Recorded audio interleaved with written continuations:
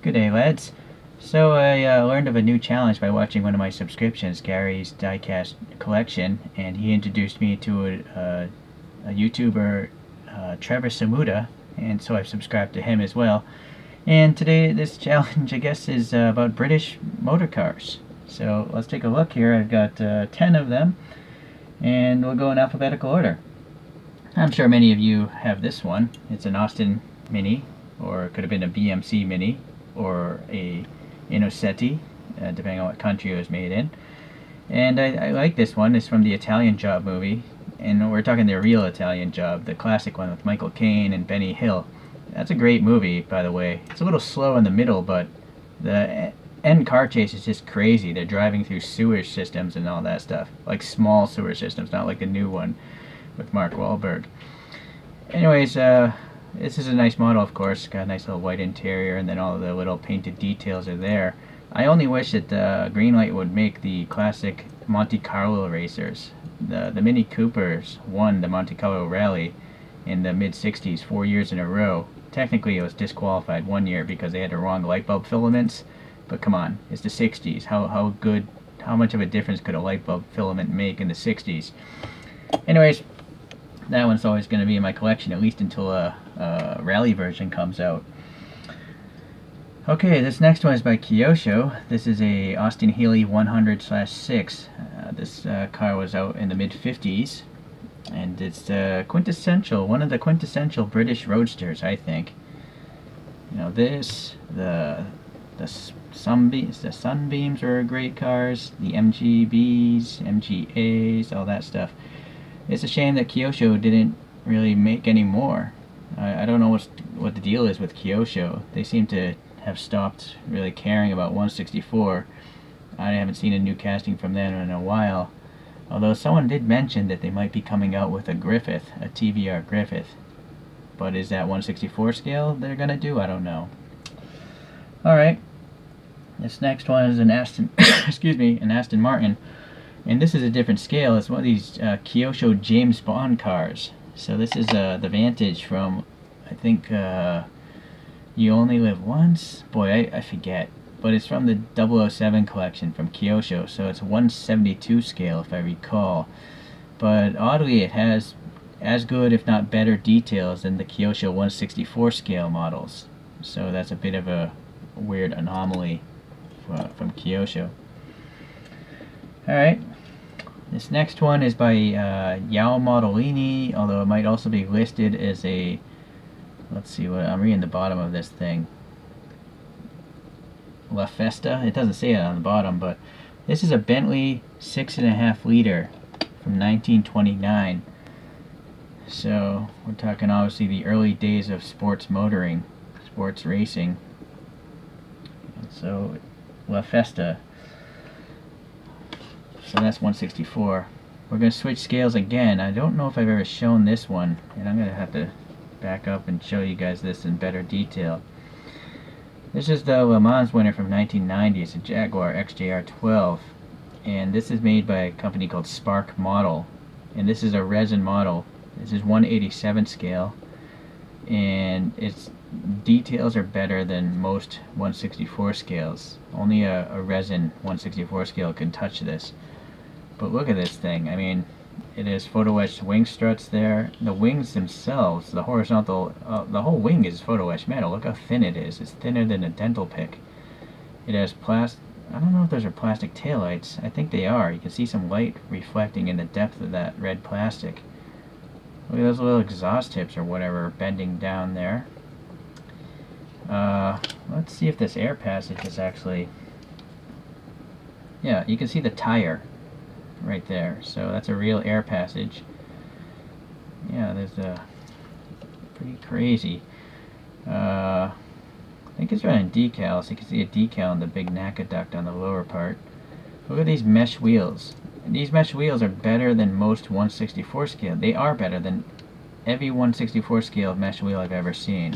This is better than all of them. Look how finely done that is. I mean, it's solid. It's black. The black part is paint, but it's so well painted. It's just amazing. The tires have good curvature. The mirrors have reflective stickers, although that one does look like it's trying to peel out. Separate mirrors, of course. Look at this tiny antenna on the roof. Let's see what else we have here. Clear headlight covers with actual headlights behind them. I mean, that's not paint, I don't think. I think those headlights are separate silver pieces. Again, you got some depth to the radiator vent there.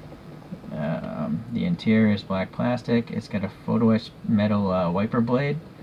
Some sort of printing on the windshield. I don't know if there's a defroster lines or what. The actual driver's names are on the decal there. Alright, you get the idea. So this is another reminder as to why I complain a lot about 1/64 scale models, because this brand Spark is doing a much better job, and they're doing it at a smaller scale. So this is another reason why you guys should not insist on die-cast metal cars. Die-cast metal cars get paint rash, and then they're simply not capable of having this kind of detail, because it's a metal, it's not a plastic. Alright, don't get me wrong, I'll still collect die-cast, but if there's a plastic resin option, that's the one to go for. Alright, so this coaster is full. Let's switch over to the next one. Hopefully I can get these all in the same. You'll notice these pictures here. This is the British Motor Show. I would not want to be hanging out there. Look at that. That is just crazy crowded. Like, that is well beyond fire code, I would imagine. So maybe that's opening day. And look at all those brands that sadly have passed away. Jensen, Elvis, Javelin. I don't even know what some of the other ones are. Hillman. I don't know what this one would be. What? Oh, that's probably Chevrolet. Yeah, never mind. And then this might be a press day or something. So, okay. Alright, the next one is a Land Rover. Can't have a British show without a Land Rover, right? The quintessential 4x4, or one of them. This one is made by Master, and it's a die-cast, but it has a whole lot of extra parts on it. You know, it has rubbery mud guards that I like. These metal brush wires, I think. They're meant to like brush away tree branches. And then it actually has photo-etched metal traction ramps there on the roof. So all those parts on the roof were loose. I ended up silicone gluing them down. The only downfall of this model for the price is the fact that those lights up on the rack are just silver paint. I feel for the price of this model, it should have plastic inserted lights everywhere. But that's just me, again, complaining. Alright, this next one is actually a 3D print job I did. It's the LCC, Light Car Company Rocket. And, well, you know, I guess I can show this one. Gordon Murray designed this before he designed the McLaren F1. It's pretty much a road-going F1 car. You know, it looks like a 1960s F1 car, or 1950s, 1940s F1 car. But you can actually drive it. Jay Leno's Garage has a great video on this, so you might want to check out that video. Okay, so the next one, you can't have one of these collection updates without a Lotus, and this is one of the most quintessential Lotai, the 7. Later on it became Caterham, I think, bought the rights to this, and they sell the Caterham 7 even to today. This is a really minuscule car. I've seen suicidal people driving this on the road, and it's so low slung like that LCC Rocket. It looks like a death trap, but it also looks like a whole lot of fun if you're driving it on a track, for instance. It's just so small, so light, so nimble, which is the credo of the design philosophy of Lotus cars. Alright, this next one is a Rolls-Royce, and this is one of those no-name brands. It's a Ghost extended wheelbase. So it's die-cast metal.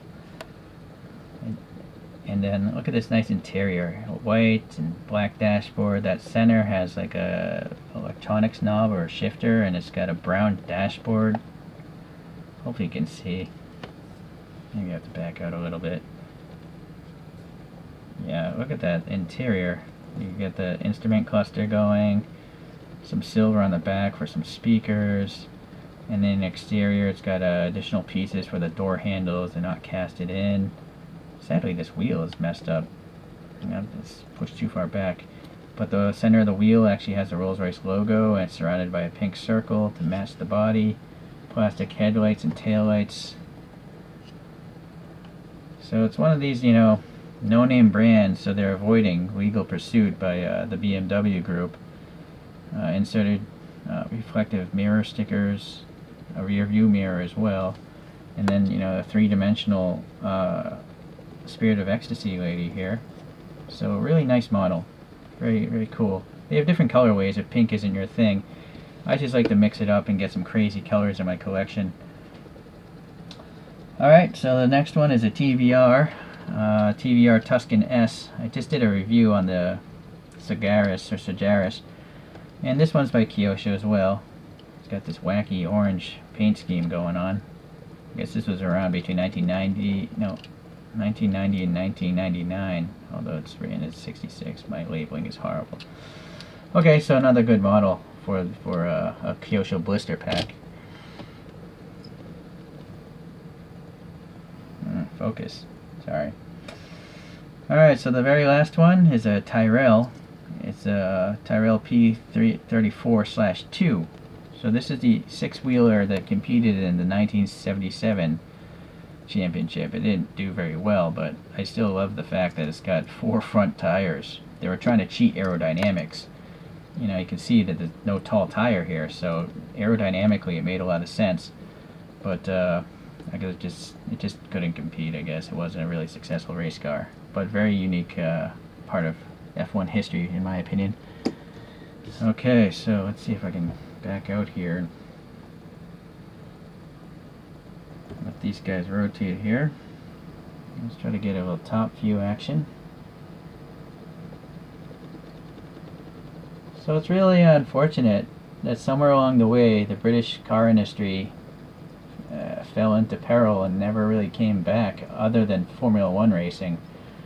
I feel like the British car industry might be the most colorful industry, between the 1950s and up until the 1970s. There's so many different brands making so many like coach-built cars, like Morgan Cars is still around, but it seems like most of the historic brands are now owned by other countries, so it's too bad. Alright, well, you can clearly see there's some interesting design choices, design styling, and interesting innovations put out by these different car makes. And so again, I want to thank Gary's Diecast Collection as well as Trevour Samuda for putting up a challenge. It's just good to look back at what you've collected. So hopefully everyone else will share their collections, because it's always good to shop around and see what else is out there. Alright guys, cheerio, take care.